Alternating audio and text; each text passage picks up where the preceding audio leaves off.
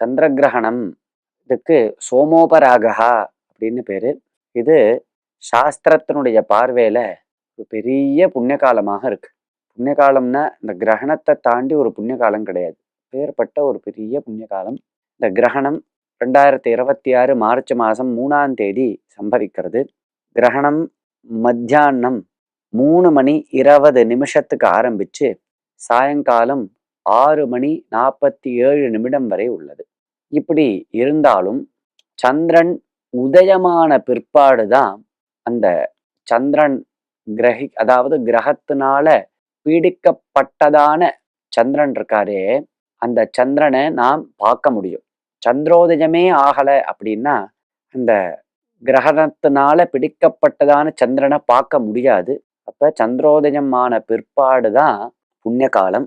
இது பாரதத்துல ஒவ்வொரு ஊர்ல ஒவ்வொரு சமயம், அதாவது சந்திரோதய சமயத்துல கொஞ்சம் வித்தியாசம் இருக்கும்.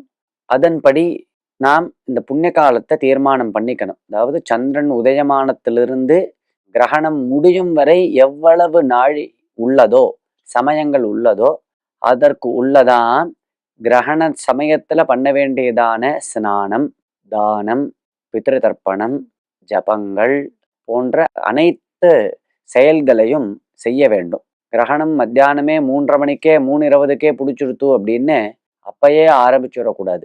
சந்திரன் உதயமான பிற்பாடுதான் புண்ணிய காலம். இது ஒவ்வொரு ஊருக்கு ஒவ்வொரு விதமாக இருக்கு.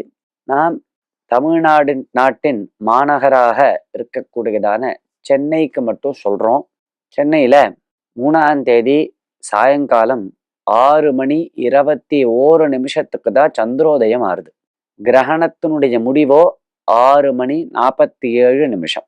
அப்ப சாயங்காலம் 6:21 இருந்து சாயங்காலம் 6:47 வரைதான் கிரகண புண்ணிய காலம்.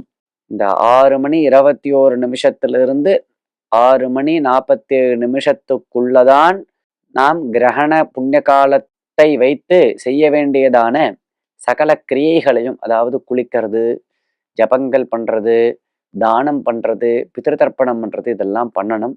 இது அந்தந்த ஊருக்கு எப்ப சந்திரோதயம் அப்படிங்கிறத பார்த்துண்டு அந்த சமயத்தை அந்தந்த ஊர்ல இருக்கிறவா தீர்மானம் பண்ணிக்கணும்.